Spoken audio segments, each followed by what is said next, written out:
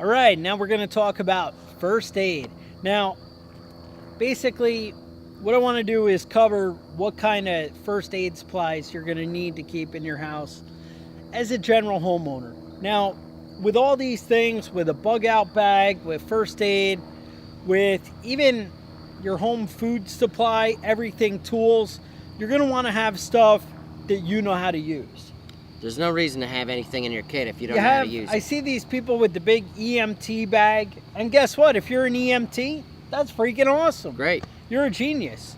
But you need to have things that are practical for you, that you're going to use. So first I want to talk about my everyday trauma bag. Now this I carry around in my car with me, and it's basically, I come up on an accident, anything like that, I want to be able to deal with it. It's not so much the end of the world, but guess what? When you have a farm, you're outside using man-power tools, things like that, chainsaws, cutting down trees, whatever you do, cut yourself. Maybe you're like me and you like to play with knives. You may need a tourniquet. Who knows? Sometimes it comes to that. So, swinging the axe, whatever. Different things happen. This is what I use. It's a little pricey. I think it's like 120 bucks. I know a lot of you are like, whoa, whatever. But look at what I have in it. Maybe you can put something together yourself and decide what's right. So let's check it out. So in my bag, I got tape. I got gauze. I got rubber gloves. When you go up, you always want rubber gloves. And I gotta say, I keep in my truck glasses. You want glasses. Whenever you pull up on somebody, you don't know who they are. There's a lot of diseased, scary people out there. That's true. It sounds ugly. Nobody wants to hear that. We all want to pretend we're nice, happy, wonderful people. Well, when somebody's been stabbed and you flip them over and blood's squirting all over your eye and you got to go get shots and tested, and you're paranoid for the next 30 days that, I might have a disease. That's where hepatitis comes from. That's not what you want to be. Hepatitis is a real thing. So let's think about that. Now, in here, I'll crack this open for you.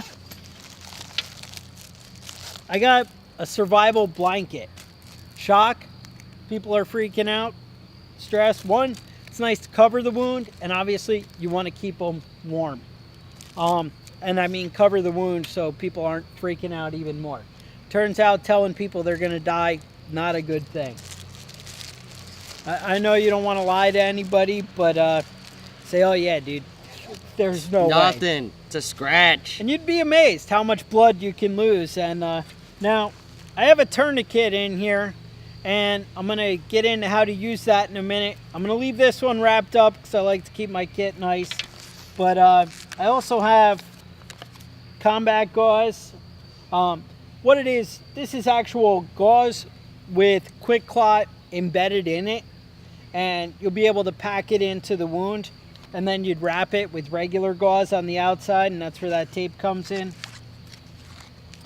I also have the emergency bandage. Again, another option for wrapping it around. This is like your Israeli battle dressing. So, maybe you could put together something like this for like 50 bucks. I gotta tell you, the tourniquet that I use is like $25. Actually, to demonstrate, I didn't want to crack mine open and waste it.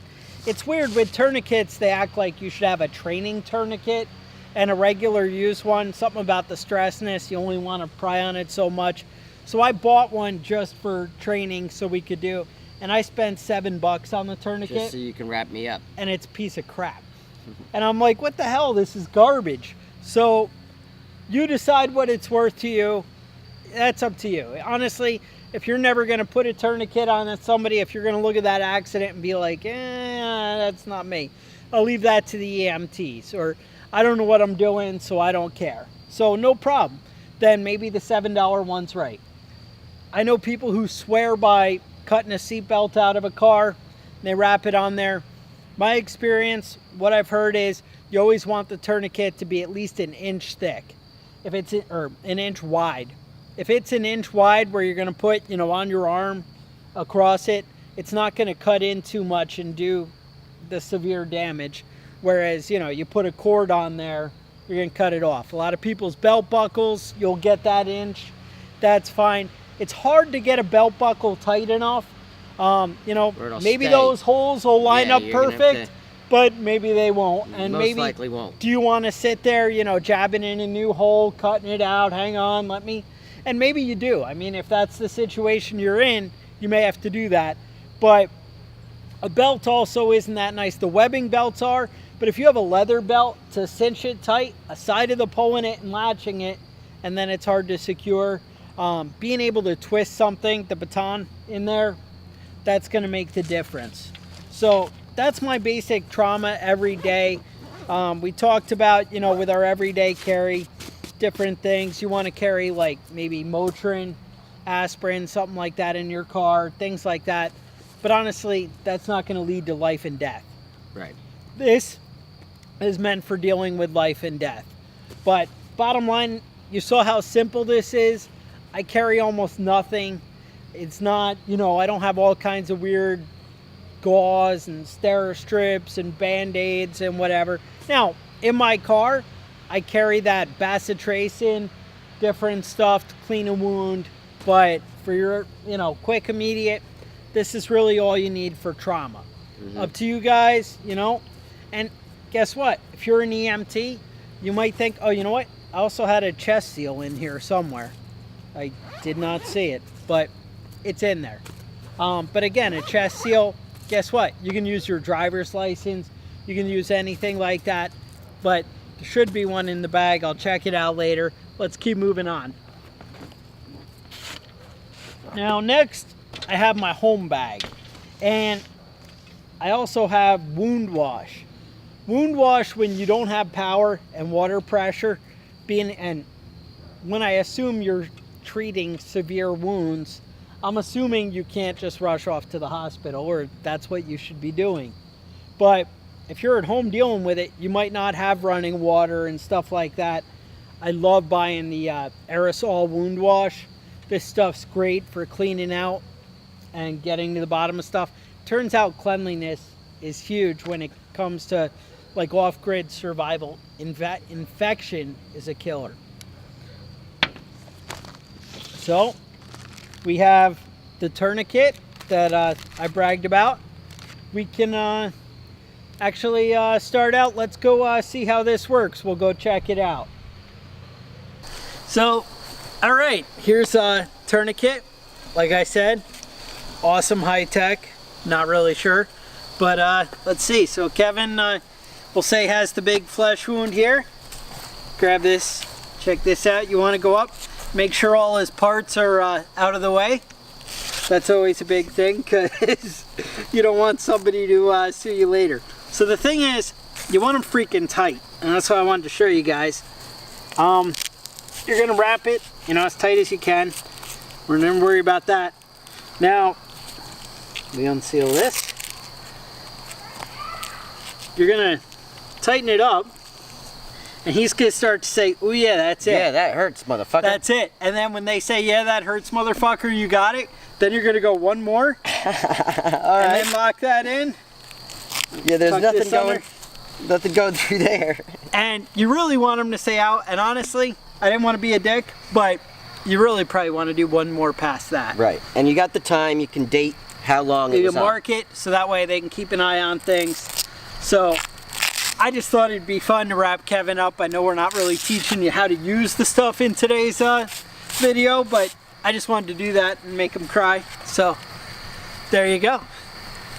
That's what you get. All right, let's move on to the next step. All right, now we're back. We'll see what else we got in the bag. Now, I found one of these on the internet for like $5.99 on Amazon. I wanted to check it out and I couldn't even hear anything. And I guess yeah, let's put this over here. There you go, filed. That's what you get for $4.99. But the bottom line is, buy something that you know how to use. Right. The honest answer, at my level with what I'm dealing with, I come up on Kevin, I see him laying on the ground, I look, I listen for him breathing against my face, I look for the chest to rise up and down, or I can just push my finger on his forehead, and if it goes, it's red, I push on it, it turns white, it goes back to red, guess what? His heart's beating. Circulation is happening. Some people with darker skin, you can't do that. You push on the fingernail. It goes white, and then a second later, it goes back to red. Circulation is happening. Guess what? With my limited medical knowledge, that's all I need to know. Yeah, I can go, oh, gee, his pulse is racing or his pulse is weak. All right, but yeah, that you don't stethoscope really know what that means. Isn't going to help me. I have these Curade Quick Stop Band-Aids. Now, these are kind of cool. They're just fun. What it is basically Quick Clot in a Band-Aid for the ones that keep dripping through. That's not something fancy. You need, but like it's kind of cool. I saw them. I was like, I need those. I carry hydrocortisone cream. That's really good for rashes, poison ivy, bites, any of that kind of stuff. Bites. Yep. A&D. Again, Kevin talked about in the other one, the Vaseline. Same thing. You're worried about dry, you're dehydrated, your lips, your things like that. Not a bad thing to keep around. I have these new things that they're not that new. It turns out my wife knew they existed all along. She was holding out on me. They're called styptic swabs. And what they do is you crack them open. I'll show you. Maybe I won't show you. I don't know how to open it. Kevin? Alright, you open that. I'm going to move on. What else do I got? I carry a thermometer. Again, it's cool to regulate things. What else we got? We got tape. I got some kind of cuticle cutter, like whatever. I don't know. When you have loose skin, nails that are ingrown toenails, something like that, you may want something nice like this. I like to have that. Back to my trauma bag. You really want a nice pair of shears. Gerber makes a nice high-end one, but you can buy one for $4. Mine, I actually use it when I'm on the go and I'm flying. And turns out they won't let me have the shears in the bag. So I actually keep them somewhere else in my van, and that's why they weren't in the bag. Again, they just get you access quicker. I always have the Leatherman. I can cut somebody's pant leg open, whatever. But nice shears, and like I said, there are some high-end ones that'll really cut through anything. It's a lot of good stuff there. But back to these styptic sticks. So it's got some weird magic liquid in there, and you just crack it, fills up on the end.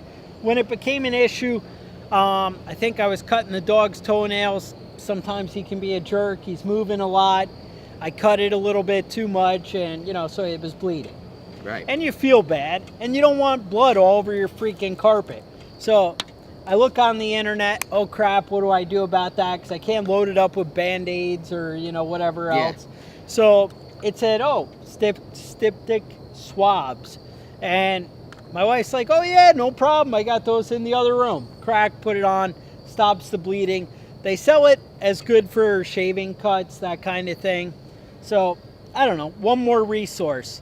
Another thing that I really love, I like these Steri strips, which I somehow can't find. So, I just dug through my bag, Steri strips, not showing up. I got butterfly bandages in here.